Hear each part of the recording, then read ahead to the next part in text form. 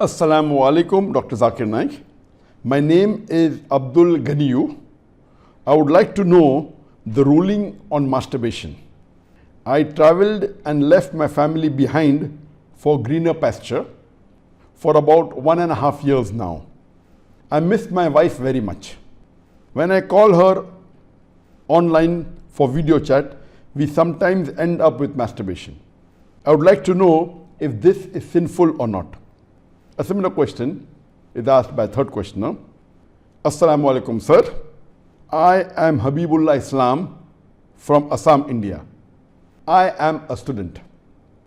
Is masturbation haram in Islam? I do this and later I regret. I do tawbah, but after some days I do it again. I can't find the solution to this problem. I am unhappy with masturbation and what I do. The question that is masturbation permitted in Islam is a very common question, and literally every session I have 1 or 2 people asking this question. But I've been trying to avoid answering this question, but today I decided that let me answer this question. As far as the act of masturbation is concerned, the scholars in Islam, there are different opinions. But the majority of the scholars, they say that masturbation in Islam is haram.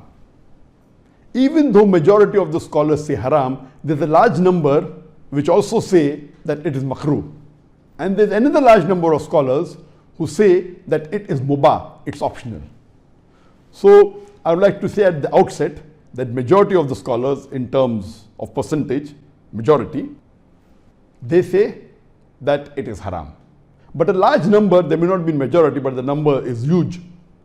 A large number of scholars, they also say it is makruh, it is discouraged. And another large number, though not in majority, they also say that it is mubah. And we'll discuss this issue today, and I'll let you know that which group of scholars do I agree with towards the end. As far as the jurist, the fuqaha, amongst the Shafi'i and the Maliki, almost all of them, they say that masturbation is haram. And according to Imam Ash-Shafi'i, may Allah have mercy on him, he says it is haram, and he quotes the verse of the Quran from Surah Al-Mu'minun, chapter number 23, verse number 5, 6 and 7. If you read Surah Al-Mu'minun, chapter number 23, verse number 1 onward, it says that believers will eventually be successful. Verse number 2 says, those who humble themselves in prayers. Verse number 3 says, those who avoid vain talks. Verse number 4 says that those who do acts and deeds of charity. Verse number 5 says, those who guard their private parts, or those who abstain from sex. Verse number 6 says, except those who they have married, that is their spouses, that is their wives, and those which their right hand possesses. For them, there is an exception. And verse number 7 says that all those who cross these limits, they are transgressors. So here the Quran says in Surah Al-Mu'minun, chapter number 23, verse number 5, 6 and 7, that the moments are those who guard their private parts, abstain from illicit sex, except from their spouses and what their right hand possesses. That's an exception. And all those who cross these limits, they are transgressors. So based on this verse of the Quran, Imam Shafi'i, may Allah be pleased with him, he says that here the verse is very clear cut, that sex you can only have with your spouse and what your right hand possesses, and everything else is prohibited. Now, this verse of the glorious Quran can be interpreted in 2 ways. The first group of scholars, they understand this verse as here guarding your private parts. In Arabic, it means that all types of sexual pleasure. That means all types of sexual pleasures for a moment is only permitted with your wife and what your right hand possesses, that is the slave girl. And now this slave woman has been abolished.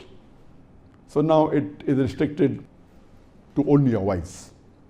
So based on this verse, if all sexual pleasure is only permitted with your wife, then even masturbation is haram.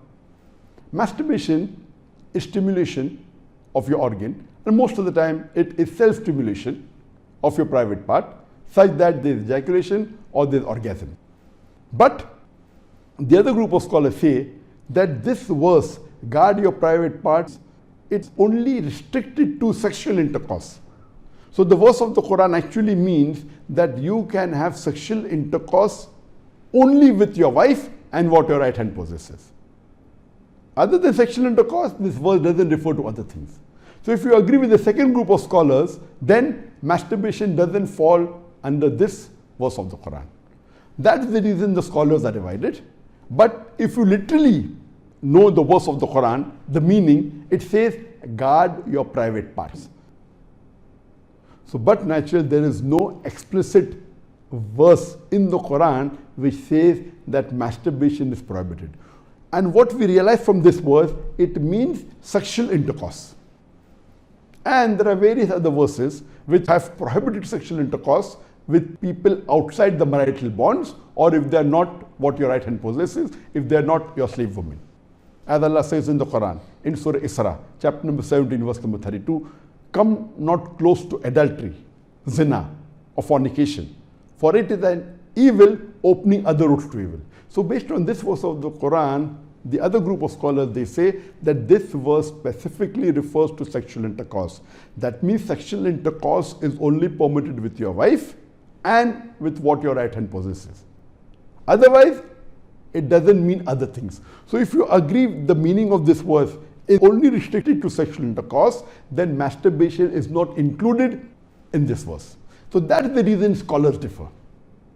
And according to Ibn Hazm, he says that our beloved Prophet has permitted a person to touch his private part. And there are hadith, it says touch with your left hand, no problem. It is your organ, you can touch. He also says that it is your fluid, you can emit it if you want. So based on that, he says when the Prophet has permitted to touch your private organ, and that is what you do in masturbation, it is self-stimulation, so surely it is permitted. And masturbation is of two types. One is self-stimulation. The other type of masturbation is your spouse or your sexual partner is stimulating you. And no scholar ever says that your wife or your spouse is not permitted to touch your private part.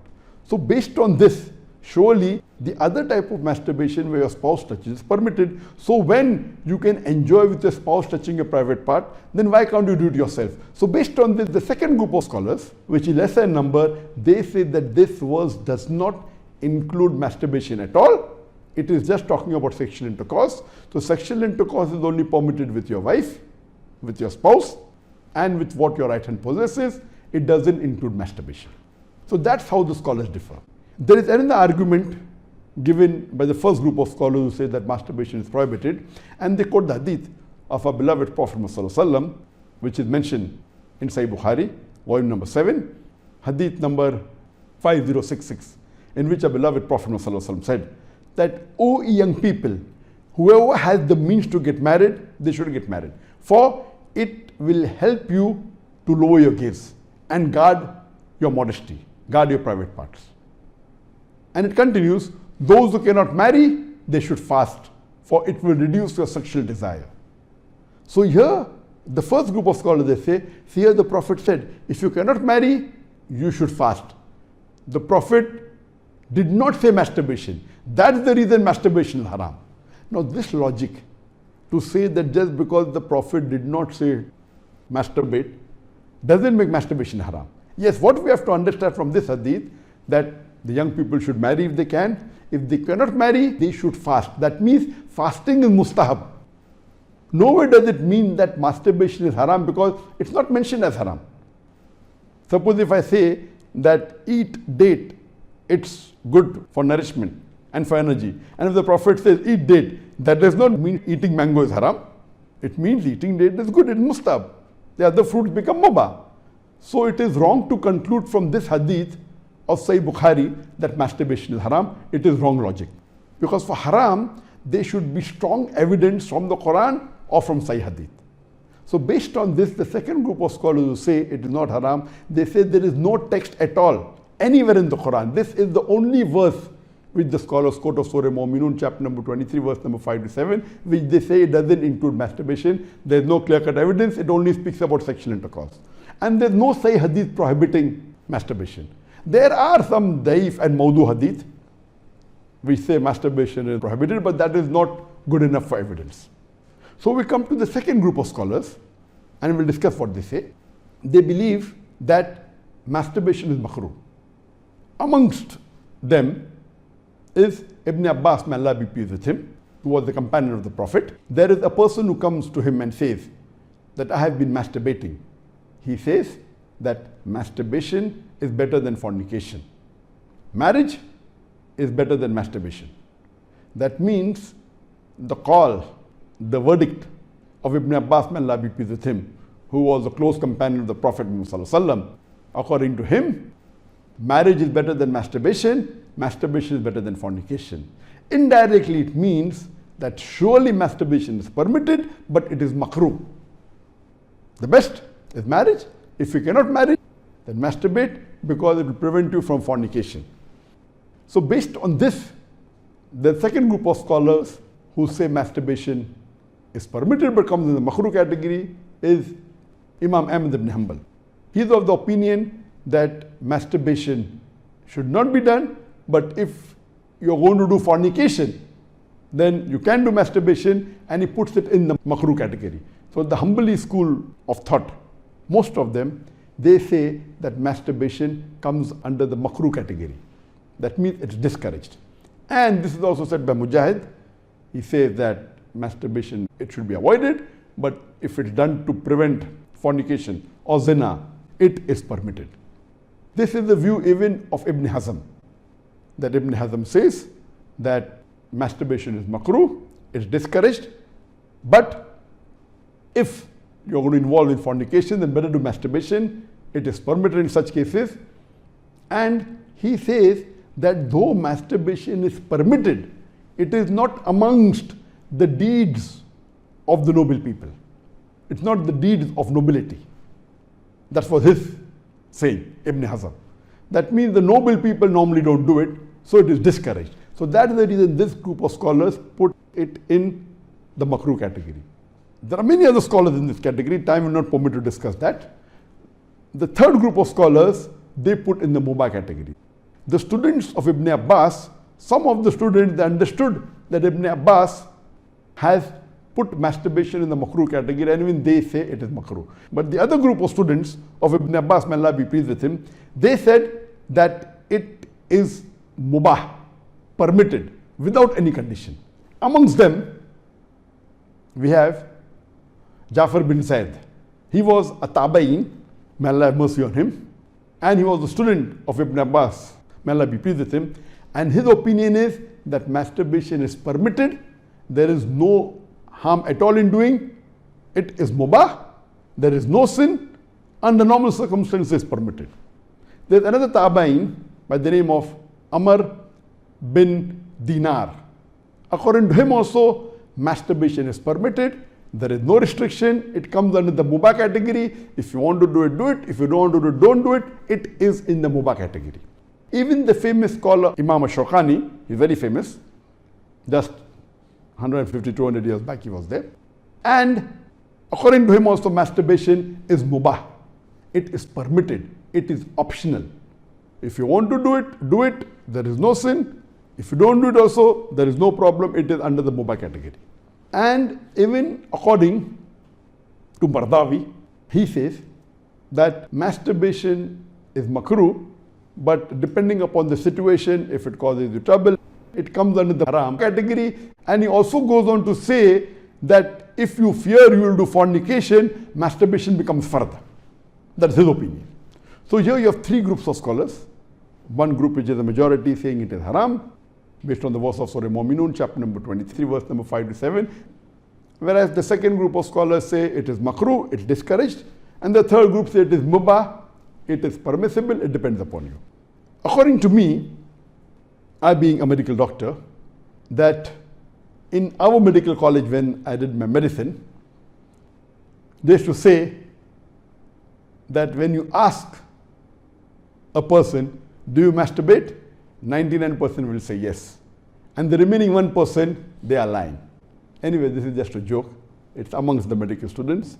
It's not a fact. But according to research, today research tells us that amongst the males, 95% masturbate.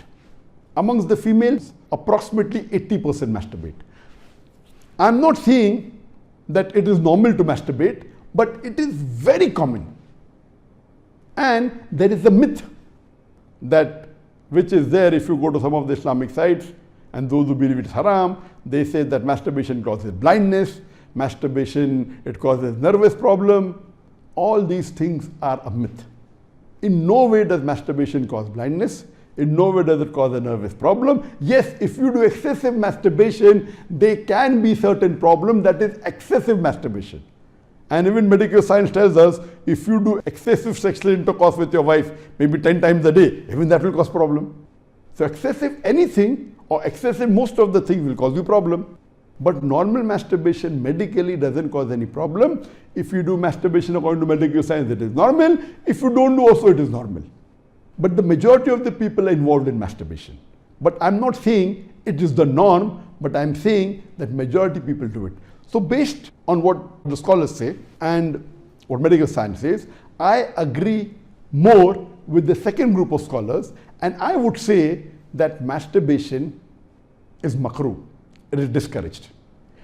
To make anything haram, you require a strong evidence from the Quran or from Sahih Hadith. And there is no evidence whatsoever. The verse of the Quran, I do agree with the second group of scholars. For example, Ahmad ibn Hanbal, may Allah be pleased with him, and the other group of scholars, Ibn Abbas, may Allah be pleased with him. I believe with Ibn Abbas' call that it is not haram. And this verse of Surah Mu'minun, chapter number 23, verse number 5 to 7, does not include masturbation. It's not prohibited. It is restricted to sexual intercourse. And I put it, because there's no evidence, it will either come in the mubah. I put in the makruh because I agree with the call of Ibn Hazm that it is not the act of nobility. But because majority of the human beings are involved in it and there is no evidence from the Quran and the Sunnah to prohibit it, I put in the makruh category. Everything the majority do is not correct. For example, today, according to research, 95% of the women in the Western countries, before they pass the university, they are involved in zina. That does not make zina halal, not at all. The Quran is very clear cut in Surah Isra chapter 17 verse number 32 that zina is prohibited, it is haram. Majority do doesn't give it a sanction to make it halal, but if there is no text in the Quran or Sahih Hadith prohibiting it, it becomes mubah. I put it into the makruh category for various reasons. What are the reasons? It's not the act of the noble people. Number two, that excessive masturbation is haram. It can cause problems, it can cause health problems, it can cause psychological problems, and most of the time masturbation is associated with haram activities. Most of the time masturbation is associated with pornography, whether you're watching a blue film or a pornographic film, or you're watching obscene photographs, images. Here itself, if it associated with haram activity, that again becomes haram. So if you associate masturbation with pornography or with obscene photographs, it is haram and that is prohibited, and it leads to that high chances. That's the reason I would say that best is to avoid.